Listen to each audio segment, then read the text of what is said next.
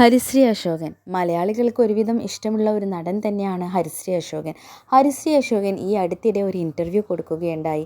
വേറെ ഒന്നുമല്ല, ഹരിശ്രീ അശോകൻ്റെ വീടിൻ്റെ ഇപ്പോഴുള്ള ഒരു അവസ്ഥ വെളിപ്പെടുത്തിക്കൊണ്ടുള്ള ഒരു ഇൻ്റർവ്യൂ ആണ്. 10 വർഷം മുൻപ് പണിത ഒരു വീടാണ്. സാധാരണ ഒരു ശരാശരി മലയാളിയുടെ ഒരു നാഴികക്കല്ല് എന്ന് പറയുന്നത് ഒരു വീടുണ്ടാക്കുക, സ്വന്തമായി ഒരു വീട് എന്ന ഒരു ലക്ഷ്യം തന്നെയാണ്. അതുപോലെ തന്നെയാണ് ഹരിശ്രീ അശോകനും ഒരു മനോഹരമായ ഒരു വീട് തന്നെ നിർമ്മിച്ചത്. പക്ഷേ ആ വീട് വെച്ചത് മുതൽ ഇനി അനുഭവിക്കാത്തതൊന്നുമില്ല ഹരിശ്രീ അശോകൻ. ടൈൽസ് മേടിച്ച ഷോപ്പിൽ നിന്ന് തന്നെയാണ് ടൈൽസ് ഒട്ടിക്കുവാൻ വേണ്ടിയുള്ള കോൺട്രാക്ടറെയും അവർ ഒപ്പിച്ചു തന്നത്.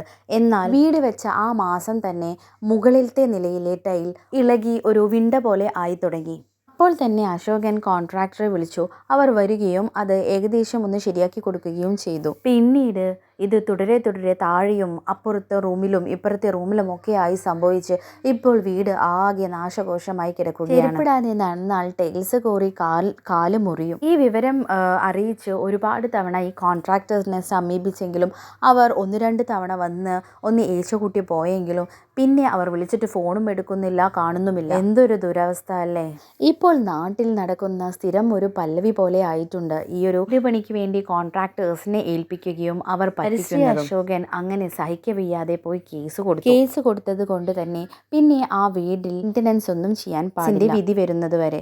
അങ്ങനെ കുറച്ച് മാസങ്ങൾക്ക് ശേഷം കേസിന്റെ വിധി വന്നു. ഈ കോൺട്രാക്ടർ ഹരിശ്രീ അശോകന് 15 ലക്ഷം രൂപ കൊടുക്കണം എന്നായിരുന്നു. അശോകൻ പറയുന്നു, ഇനി ആ പൈസ കിട്ടിയിട്ട് വേണം വീടൊന്ന് ശരിയാക്കി നല്ലോണം ജീവിക്കാൻ. അല്ലാത്ത അവസ്ഥ തന്നെയല്ലേ. കോൺട്രാക്ടേഴ്സ് ഒന്ന് ശ്രദ്ധിക്കണം.